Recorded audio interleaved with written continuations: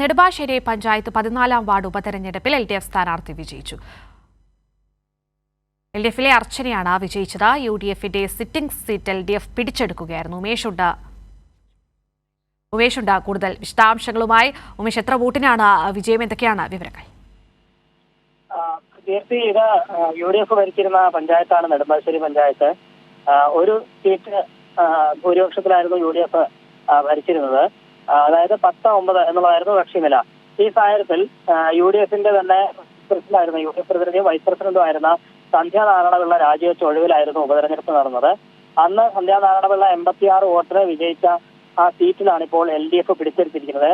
LDF സ്ഥാനാർത്ഥി അർച്ചന ഇവിടെ വിജയിച്ചിരിക്കുന്നു. 98 വോട്ടിന്റെ ഭൂരിപക്ഷത്തിലാണ് LDF സ്ഥാനാർത്ഥി വിജയിച്ചിരിക്കുന്നത്. അതായത് കഴിഞ്ഞ തവണ 86 വോട്ടിനാണ് UDF വിജയിച്ചതെങ്കിൽ അവിടെ ഇപ്പോൾ 98 വോട്ടിന്റെ ഭൂരിപക്ഷത്തിൽ LDF സ്ഥാനാർത്ഥി അർച്ചന വിജയിച്ചിരിക്കുന്നു. UDF സ്ഥാനാർത്ഥി സ്വാതിയാണ് പരാജയപ്പെട്ടത്.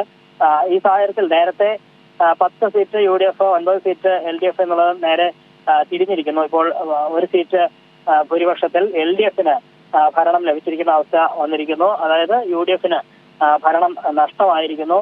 പഞ്ചായത്തിന്റെ ഭരണം UDFന് നഷ്ടമാകുന്നു. LDF ആ സീറ്റ് പിടിച്ചെടുത്തിരിക്കുന്നു. നെടുമ്പാശ്ശേരി പഞ്ചായത്ത് 14-ാം വാർഡിലാണ് LDF വിജയിച്ചിരിക്കുന്നത്. ശരി, ഉമേഷാണ് വിവരങ്ങൾ നൽകിയത്. ഇപ്പോൾ ഉപതെരഞ്ഞെടുപ്പിന്റെ ഫലങ്ങൾ പുറത്തു വന്നുകൊണ്ടിരിക്കുകയാണ്. പാലക്കാട് ചിറ്റൂർ തത്തമംഗലം നഗരസഭ 6-ാം വാർഡിൽ ഉപതെരഞ്ഞെടുപ്പ് ഫലത്തിൽ LDF സ്ഥാനാർത്ഥി അവിടെ LDF സ്ഥാനം നിലനിർത്തിയിട്ടുണ്ട്. തുടങ്ങിയ മറ്റ് വിവരങ്ങളൊക്കെ തന്നെ ഈ ഒരു ഘട്ടത്തിൽ പുറത്തു വരുന്നുണ്ട്.